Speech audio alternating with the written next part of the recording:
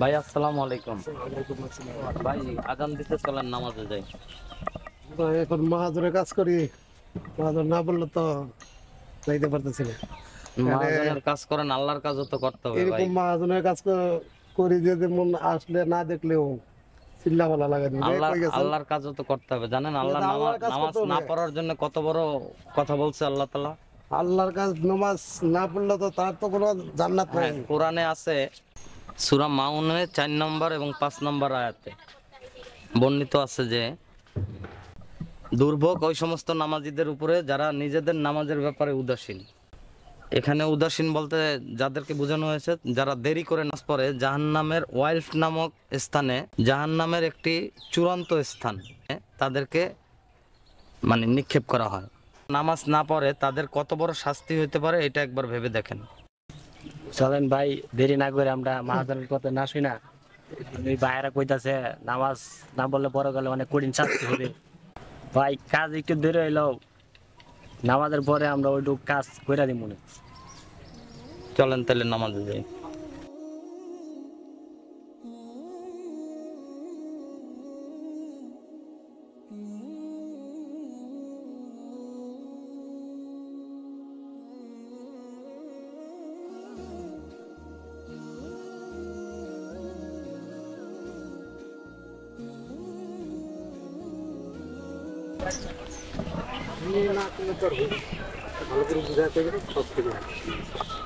ভাই আসসালামু আলাইকুম। ওয়ালাইকুম আসসালাম। ভাই ভালো আছেন? আলহামদুলিল্লাহ ভাই ভালো আছেন? ঠিক আছে ভাই। হ্যাঁ ভাই, আপনাদের সাথে তো আগে অনেক বেয়াদবি করছি, অনেক দুষ্টুমি করছি, আল্লাহর রাস্তায় মাফ করে দিন। না না না, কোনো ভুল নেই। আরে ভাই, মাফ চাওয়া লাগবে না। আপনি ভালো হয়ে আল্লাহর পথে ফিরে আসছেন, এতে আমরা অনেক খুশি। কারণ আপনাকে দেখে এলাকার ছেলেপেলেরা শিখবে। আলহামদুলিল্লাহ, দোয়া করি আল্লাহ আপনার মনে আসে আসসালামু আলাইকুম। ওয়ালাইকুম ভাই আসসালাম। চলে যাই, দোয়া করবেন।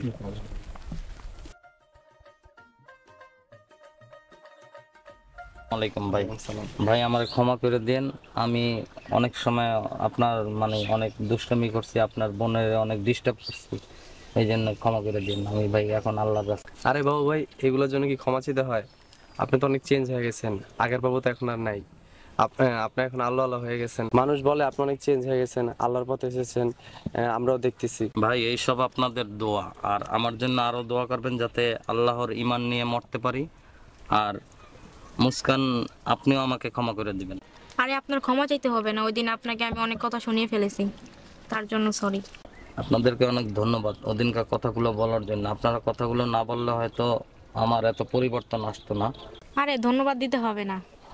এতদিন আমি আপনার পিছনে ছুটতে গিয়ে এখন আমি আল্লাহর পিছনে ছুটছি। আপনি আমাকে না বলার পরে যতটুকু কষ্ট পেয়েছিলাম তার থেকেও 100 গুণ বেশি খুশি, কারণ আমি এখন নামাজ পড়ছি, হালাল পথে কামাই করছি। এখন আমি আপনাকে না পেয়েও খুশি। তাই নাকি? অনেক ভালো লাগলো। আচ্ছা তাহলে আমি এখন চলি, নামাজ আছে। দাঁড়ান, জি বলেন। বাড়িতে মুরব্বি পাঠায়েন। আবার মুরব্বি কেন? আরে ভাই, বিয়ের কথা বলতে আপনার আর মুস্কানের। আলহামদুলিল্লাহ। আমিও আপনাকে পছন্দ করি, কিন্তু আপনাকে সঠিক পথে আনার জন্য আমাদের এত কিছু করা। আপনারা কথা বলেন, আমি যাই। বাসায় মুরব্বি পাঠাবেন তাড়াতাড়ি। জি আছে, চলেন একটু হাঁটি।